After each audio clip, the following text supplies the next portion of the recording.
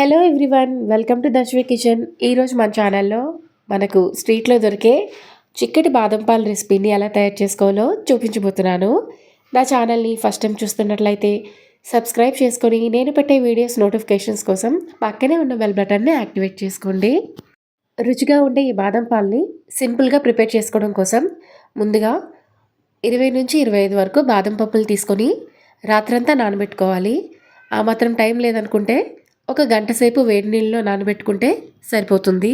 ఇలా నానబెట్టిన బాదంపై పొట్టుని తీసుకోవాలి. మొత్తం అన్నిటినీ కూడా ఇలా పీల్ చేసి పక్కన పెట్టుకోవాలి. ఇలా తొక్క తీసిన బాదం పప్పులన్నింటినీ కూడా ఒక మిక్సీ జార్లో యాడ్ చేసుకోవాలి. ఇందులో పావు కప్పు వరకు పాలని యాడ్ చేసుకొని 2 ఇలాచీల్ని కూడా వేసుకొని మెత్తగా గ్రైండ్ చేసుకోవాలి. పప్పు లేకుండా మెత్తగా అయ్యేటట్టు ఇలా చక్కగా మిక్సీ పట్టేసుకొని పక్కన పెట్టేసుకోవాలి. 1/2 లీటర్ వరకు చిక్కటి పాలను తీసుకొని స్టవ్ మీద పెట్టి మీడియం ఫ్లేమ్లో ఒక 5 నిమిషాల పాటు మరిగించుకోవాలి.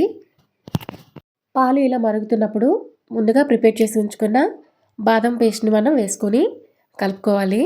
ఈ బాదం పాలు ప్రిపేర్ చేసుకోవడం కోసం చిక్కటి పాలను అయితే తీసుకోవాలి. ప్యాకెట్ పాలు కానీ యూజ్ చేస్తున్నట్లయితే ఫుల్ క్రీమ్ మిల్క్ మాత్రమే యూజ్ చేయండి. బాదం పేస్ట్ను వేసి ఒకసారి బాగా కలుపుకున్నాక పావు కప్పు వరకు పంచదారని వేసుకొని పంచదారని పూర్తిగా కరగనివ్వాలి. మనం తీసుకునే ఈ క్వాంటిటీకి పావు కప్పు వరకు పంచదార అయితే తీపి సరిగ్గా సరిపోతుంది. ఇక్కడ నేను ఎల్లో కలర్ రావడం కోసం కొద్దిగా కుంకుమ పువ్వును అయితే యాడ్ చేస్తున్నాను. కొద్దిగా ఎల్లో కలర్ యాడ్ చేసుకోవాలి. ఫుడ్ కలర్ని కొద్దిగా యూజ్ చేసుకోవచ్చు.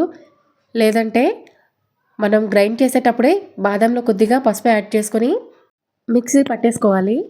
బాదం పాలు ఇలా మరుగుతున్నప్పుడే మనకి బయట దొరికే బాదం పాలు టేస్ట్ రావడం కోసం ఒక 2 టీ స్పూన్ల వరకు కస్టర్డ్ పౌడర్ని ఒక బౌల్లో తీసుకోవాలి. ఇందులో పావు కప్పు వరకు పాలను వేసుకొని ఉండలు లేకుండా బాగా కలుపుకోవాలి.